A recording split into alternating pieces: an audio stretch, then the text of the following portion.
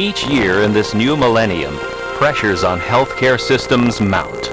The growing number of patients, particularly the elderly, challenges healthcare providers' ability to meet patient needs with available resources. At the same time, legal and ethical voices increasingly advocate that patients be permitted a greater role in choosing their treatment. These developments especially affect one major sector of healthcare. There's a growing concern on the part of physicians that our approach to blood transfusion needs to be reevaluated. Today, at least 80% of the patients would strongly favor not to have blood transfusions. News headlines show this. Both physicians and patients are faced with transfusion complications, supply shortages, and concerns about blood product safety. As just one example, the World Health Organization calculates that around the globe, unsafe transfusion and injection practices cause some 5 million hepatitis C virus infections each year.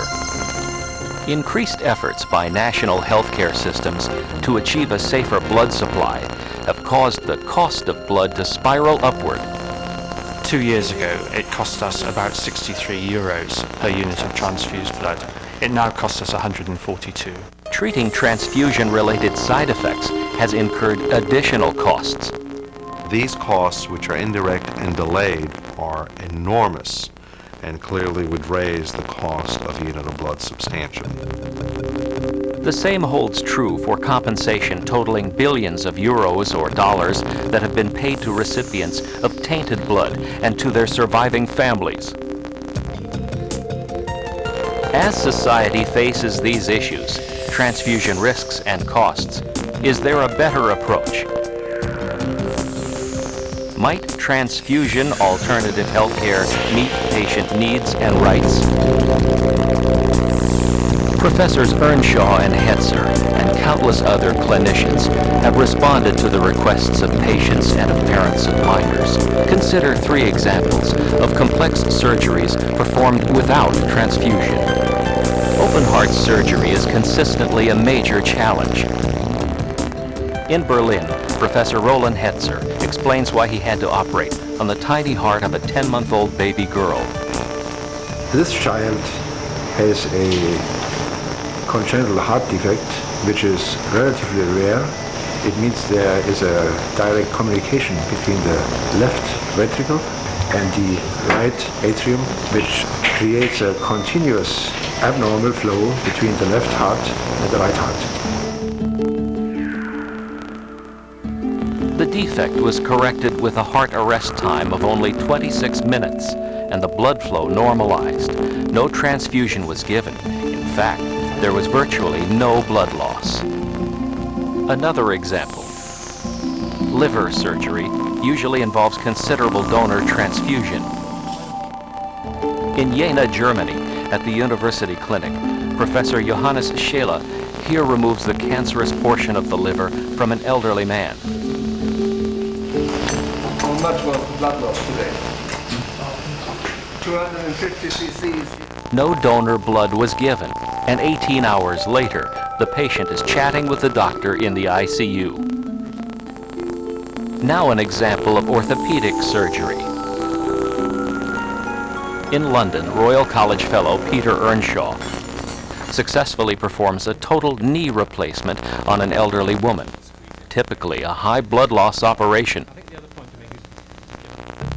All 3 successful operations were accomplished by surgical teams committed to respecting the patient's or parent's preference that donor blood not be given. Were these experimental operations by 3 pioneering surgeons? There are more than 100,000 physicians and surgeons in 150 countries who routinely treat patients without donor transfusion. Some experts feel every anesthesiologist and surgeon should be interested in blood conservation strategies because it's good patient care. When physicians who turn to transfusion alternative healthcare are asked why, they often cite as a major reason respect for their patient's decision. Professor Blumberg, director of a transfusion medicine unit and blood bank. Well, I think there are a growing number of patients who are interested in being treated with either no transfusion or the minimum amount of transfusion possible, and there are some folks who strictly don't want to be transfused under any circumstances. Another area motivating physicians and surgeons to change their approach is the growing evidence of inconsistent practices leading to unnecessary transfusions. Everyone concerned with improving healthcare or protecting the individual patient should consider some revealing studies on blood use. First, the Sanguis study. As part of a concerted action by the European Commission Medical Research Program, transfusion rates in 43 major teaching hospitals across Europe were analyzed. The ramifications of the Sanguis study are staggering. For the same type of operation, there were enormous variations in the number of units transfused depending on the hospital.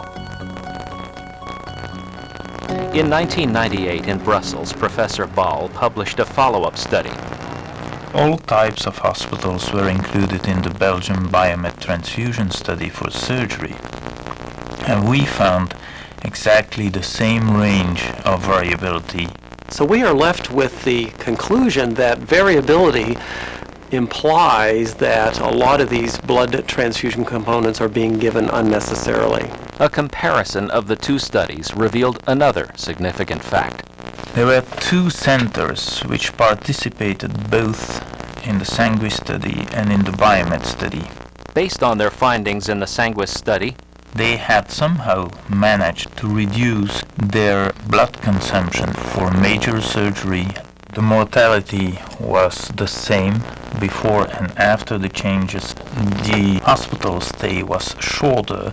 The new procedures they adopted weren't very difficult to adopt, although they took time and took a considerable educational effort, but they didn't result in increased costs.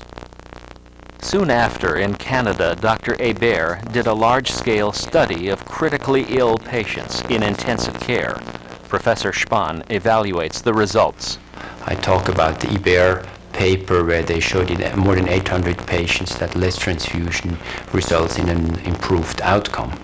The obvious conclusion is that unnecessary transfusion translates into unnecessary labor and unnecessary cost. Besides patient demand and over-transfusion, many physicians cite as motivation to implement transfusion alternative healthcare the desire to avoid medical risks. There's the risk of bacterial contamination in a stored unit of blood. Bacterial contamination, whether occurring at donation or subsequently from improper storage, can cause infections having fatal consequences. In another arena, despite improved testing, viral infections continue to pose a serious threat. Experts are concerned about what the future holds. Will existing viruses mutate and produce disease? There's no reason to believe that they won't. The problem with contamination of transfusions, it always seems to be one step ahead of us. In addition, blood transfusion induce a immunosuppressive state with the recipient, and that results in increased postoperative infections as well as earlier and more often recurrence of tumors. We've estimated that approximately in the United States we can expect that 10 to 50,000 patients a year may be dying from transfusion immunomodulation related causes. Likely, the most surprising and least recognized medical risk is human error. Giving blood of an incompatible type can cause a reaction ranging from mild to fatal. Professor Spence, a director of surgical education, acknowledges. We can mix the blood up and cause catastrophe. Patients have died and do die from getting the wrong blood. In fact, reports indicate that human error causes up to 1/2 of all transfusion-triggered deaths. In the light of such realities, patient decision, unnecessary transfusion, medical risks, as well as shrinking blood inventories and soaring blood costs, Professor van der Linden summarizes what many experts have concluded. In view of the potential for a better patient care and a reduced healthcare cost, blood conservation is not an option. It's a must. The good news is that safe, practical, and cost-effective therapies already exist. The best medical care can be delivered without the use of allogeneic blood. There are some very simple, very cheap things you can do which would help the majority of people, and this could be done in the smallest of hospitals. Blood conservation is a very simple method which makes things rather smooth, less expensive, and with a better outlook for the patient. The transfusion alternative techniques used by these surgical teams can be grouped within one of three basic principles, or pillars. The first is tolerance of anemia. Racing through the arteries, red cells carry life-sustaining oxygen to all parts of the body. The anemic patient has a low number of red cells in relation to his blood volume. If a person suffers extensive blood loss during surgery or as the result of an accident, the body can tolerate anemia to a considerable degree. Professor Moore, an acknowledged pioneer in trauma surgery. Studies have shown physiologically that the human being can tolerate much lower hemoglobin levels than previously assumed safe. The medical community is starting to realize that tolerance of a significant anemia is doable for patients. However, anemia is tolerable only when the body has sufficient circulatory volume to continue to function. We also know that with that anemia, we can compensate with volume, because volume is the critical component here to maintaining blood pressure. With low-cost blood volume expanders being available, current medical opinion increasingly abandons the arbitrary rule proposed back in 1942, that a hemoglobin level of 10 was the transfusion trigger, or the lowest acceptable figure before administering a transfusion. Thus, Professor Earnshaw notes his first step in implementing a transfusion alternative program. I halved our transfusion rate by simply saying, could we lower our triggers from 10 to 8? And just taking a little more control over the decision. That was very easy. That cost nothing. Simply implementing the first pillar would cut out millions of transfusions and save billions of euros or dollars annually. The second important principle in transfusion alternative strategies involves stimulating red cell production in the patient's body. This is important for an anemic patient before surgery, and it can speed recovery after extensive blood loss. Studies directed by Professor of Obstetrics Albert Huch have shown sufficient iron supplementation can already normalize the blood count to a large extent and at relatively little expense. Kostenaufwand. In selected cases, the genetically engineered drug erythropoietin, commonly called EPO, can be used. Professor Mercuriali, a director of transfusion services, explains.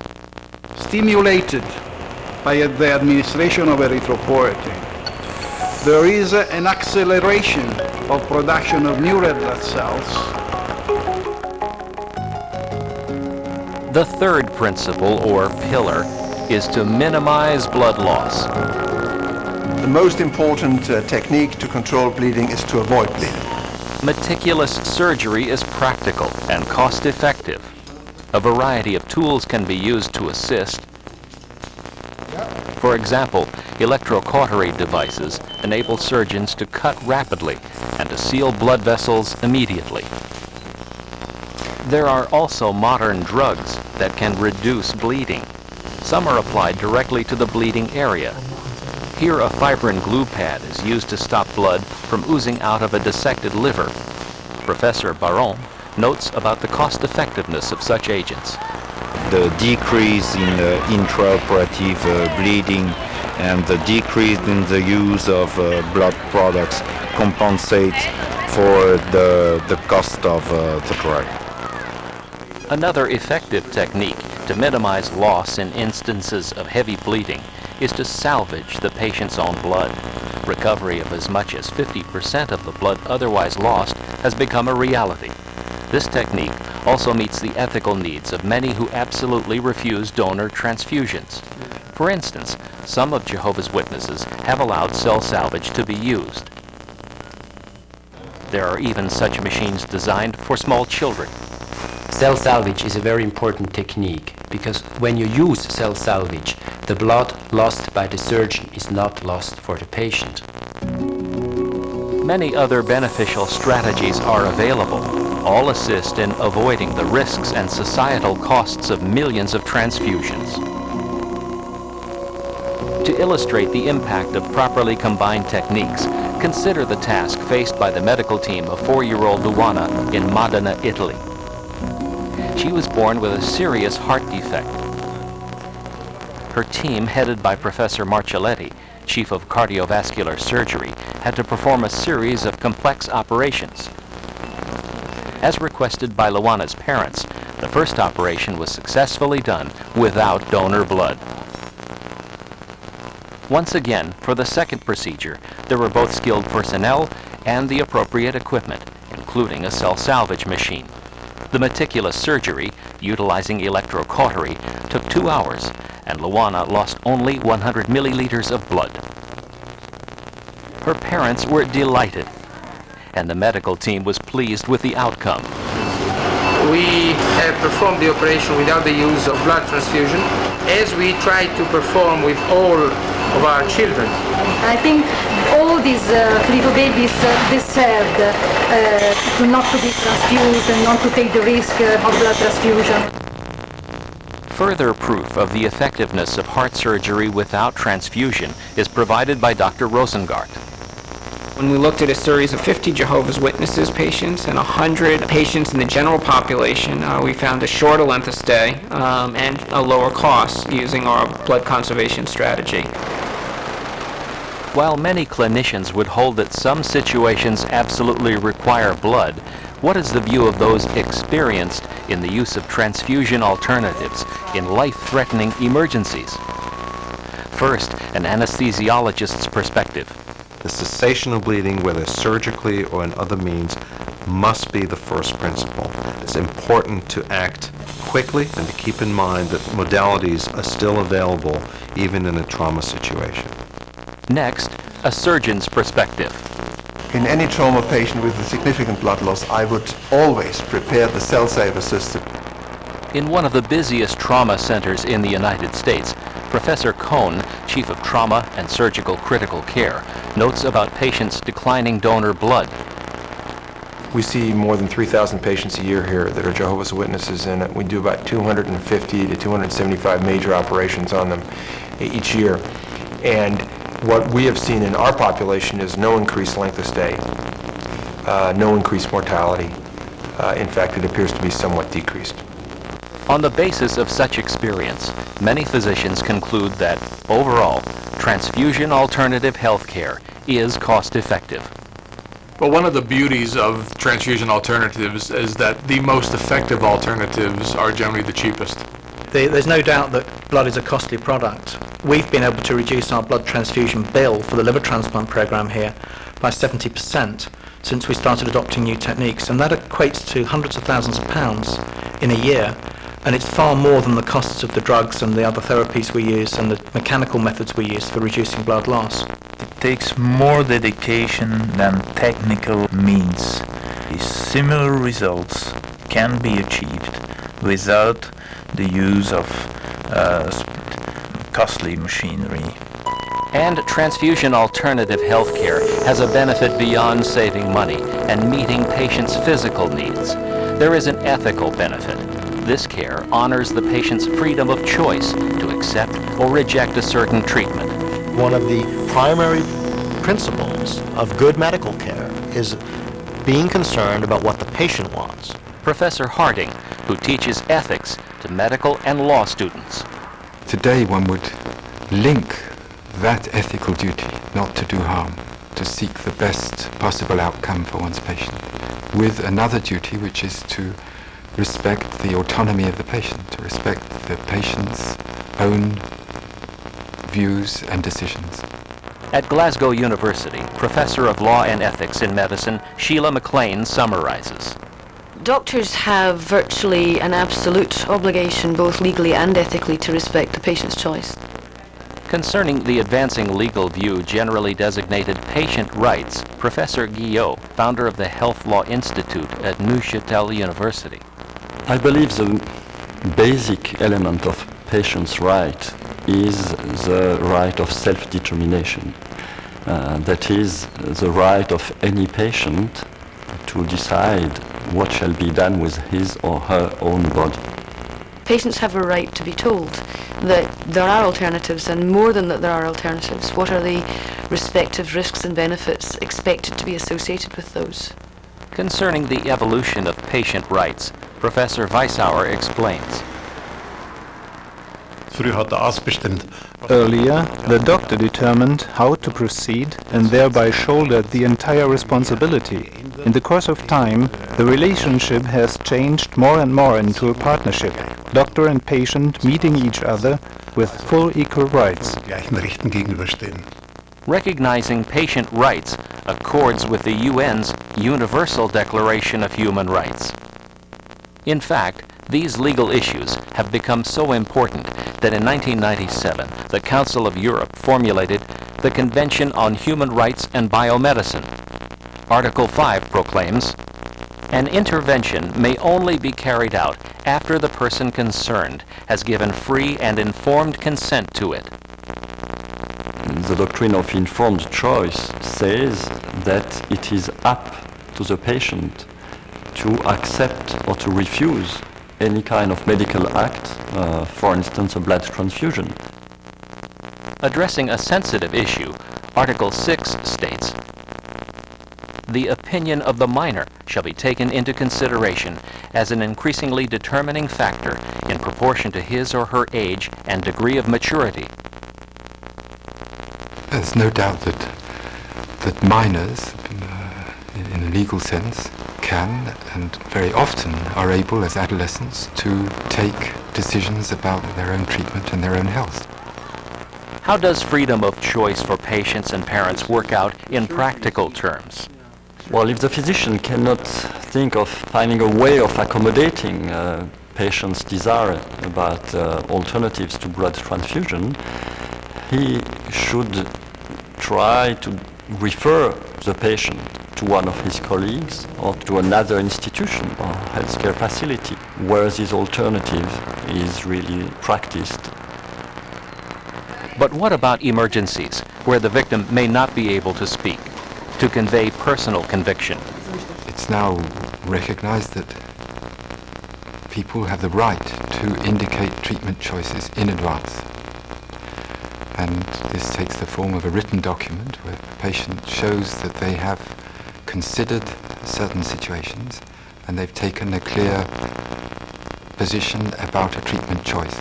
In an emergency, one would always also search for an advance directive or a durable power of attorney, for instance, in the wallet of the patient.